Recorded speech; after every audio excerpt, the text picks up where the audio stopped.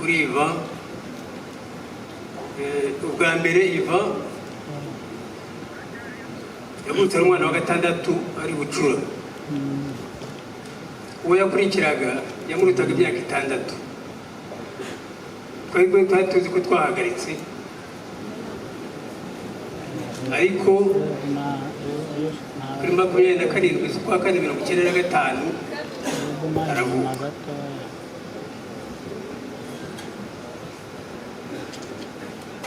mu kuvuka kwe kuri twe twari wari umugisha kuko niyo twari tugitaha mu Rwanda abantu batangira kuvuga ngo twabonye intsinzi ariko buri ntabwo twari twabipanze twamwese dushima kuko twashimiraga Imana ko tumubonye burya amazina ye ntaba yuzuye udashyizeho dushime burabyo Iva burya no muri identité ye niko handitse Iva rero agomba kuba yari umuntu ufite destinée itangaje kuko ndibuka rimwe datubyara akiriho igeze kumureba arakana arambwira ati kariya kana kazaba kagabo imyeberwa habikuye ariko ibyo byose umuntu agenda abona icyo ni cyambere ye nagira ngo Iva rero mu mibanire nanjye cyane cyane mu by'imiziki igihe atsindira igihembo cyo muri 2009 cya Rwandatel naramuherekezaga kuko yakiri muto yewe no mu mujyi atarahamya yiberaga Kimisange ntabwo yajyaga mu mujyi amuherekeza tukajya kuri Rwandatel baza kujya gukora nuza ya nyuma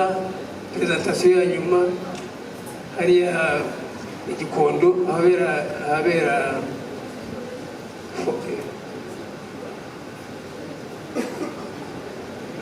expo nenge kuvuga ngo foire yamuherekeza nuko abo wa kabiri mbega yari nka tuwa bamuhaye kugira ngo yerekane twatsinze icyo gihe twabaga turi kumwe naramushyigikiye umuryango wose kandi kantu nibukira Iva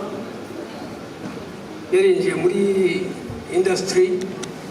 igiye kumva arambwira ati papa ndashaka ko dukorana indirimbo ndikanga ese bite ati nagize kubona uvuze harmonica ati nagira ngo tuzakorana indirimbo ntabwo ese harmonica ko nayizogaga nkiri muto haba narayibitse urabona hari ikintu kizavamo byatumye rero nyifata ntangira gukora practice tubikora hamwe dukora indirimbo yagaragaza tugira amahirwe tubona ibaye nziza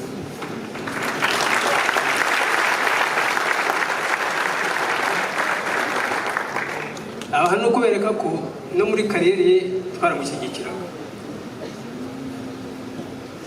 bise ko ari mukuru we wamuhaye amafaranga ya mbere kugira ngo ajye muri studio amuha amafaranga yo gukora indirimbo 10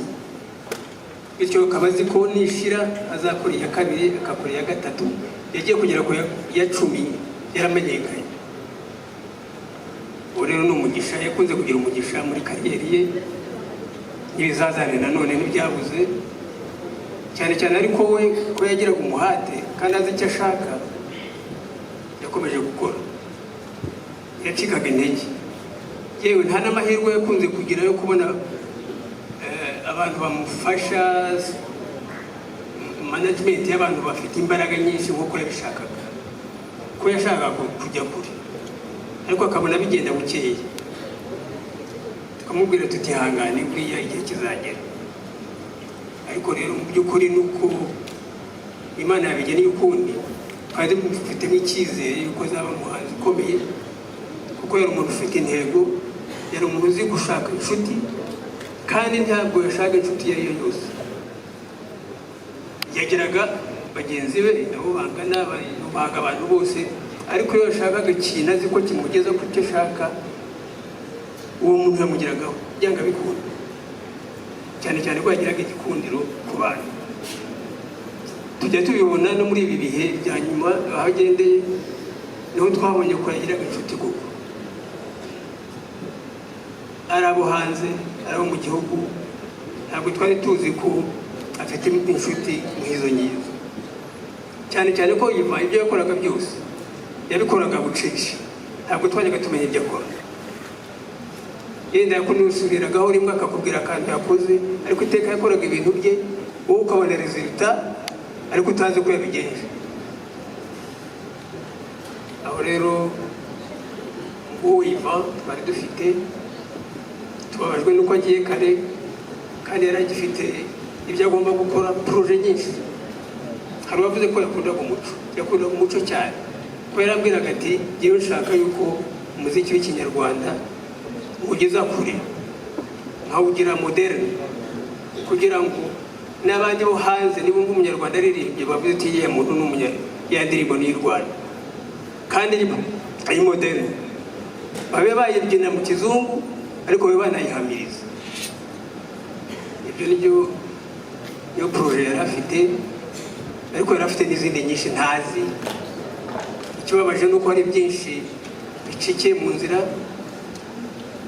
ariko buriya abasigaye bazabikomeza. Aba rero nshimira leta yamufashije mu burwayi bwe, tubaye hafi, niyo gushimirwa.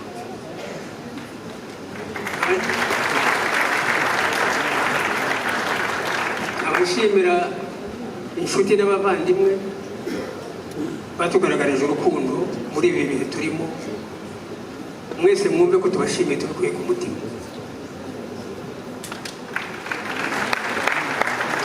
Mwumva ntizibye mu magambo ari bike navuga, ubwo wenda ibindi tubizavuga ejo bijyanye n'ubuzima bwe. Murakoze. Ndabashimiye cyane.